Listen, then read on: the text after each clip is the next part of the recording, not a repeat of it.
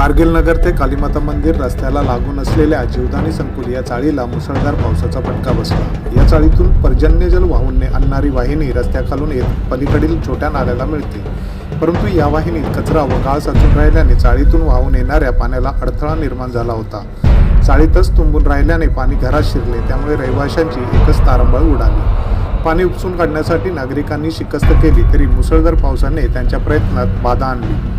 दरम्यान बहुजन विकास आघाडीचे संघटक सचिव अजीव पाटील आणि माजी स्थायी समिती सभापती प्रशांत राऊत यांना याबाबतची माहिती मिळाल्यानंतर त्यांनी घटनास्थळी पाहणी केली। कार्यकर्ते आणि यंत्रसामग्रीच्या सहाय्याने तातडीने नाल्याच्या मुखावर खोदून पर्जन्यवाहिनीतील गाळ आणि कचरा काढून मोकळा करण्यात आला। त्यासरशी चाळीतील पाणी ओसरले आणि रहिवाशांनी सुटकेचा श्वास सोडला।